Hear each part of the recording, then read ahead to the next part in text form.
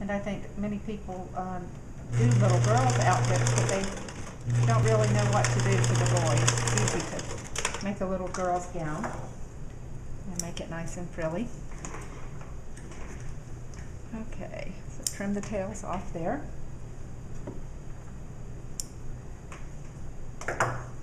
Now I'm not going to take the time here, but this side seam will be serged also, and a way to help serge that nicely is to take your scissors into this curve here, because it is so tight, and make some clips into the seam allowance, and then when you get ready to serge it, you can stretch it out straight like so, and it will be a lot easier to catch that in the serging.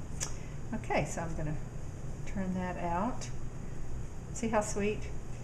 Okay, we can hem the neckline. I could have done that before, or I can do it now. It's still possible. I'm only going to start from the, I'm going to go ahead and hem the whole neckline. I did not serge the back open edge, but that's okay. I can do that after I've stitched this neck.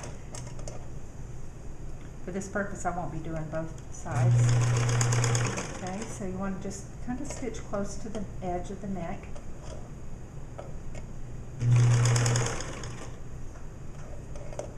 And we're turning under just along that stitching line from the serger. It gives us a nice guide. It tells us where to sew.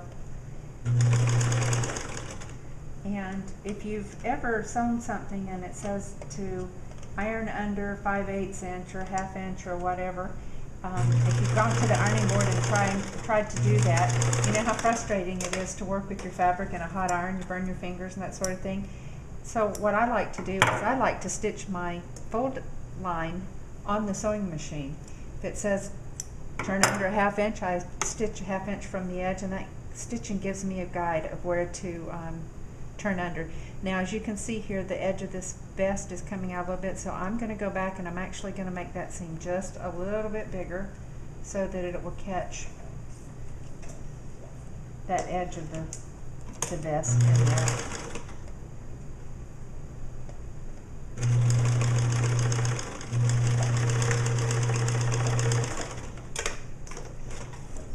Let's see if that helped.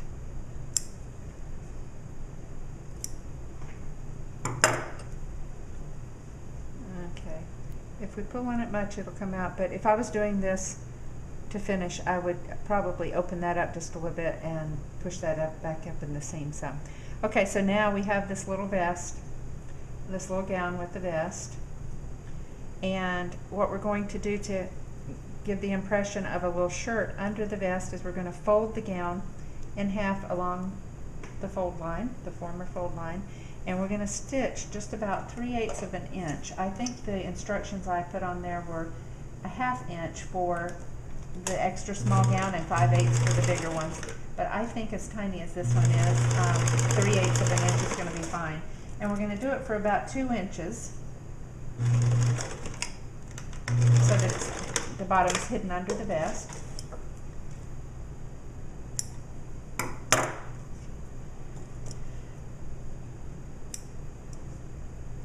Okay, trim all of these threads off. Okay, so that way we have this little pleat.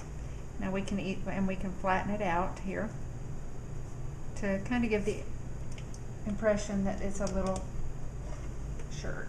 And we'll add buttons. We'll add a little blue bow and some buttons to the front to make it look like a little bow tie.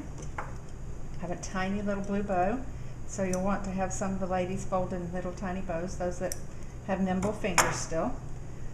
Okay, as you can see, that's this vest is really quite wide, so we'll pull it apart a little bit. It'll be okay. We could actually make it look like a double-breasted suit, I guess. But what we'll do is we'll sew by hand these little tiny white buttons on the front, on the pleat, a couple on there, and a couple on the vest, and we'll add a little blue bow right at the neck, and that'll be the front of our gown. Now, to sew the ribbon on, we're going to use 9-inch pieces of ribbon.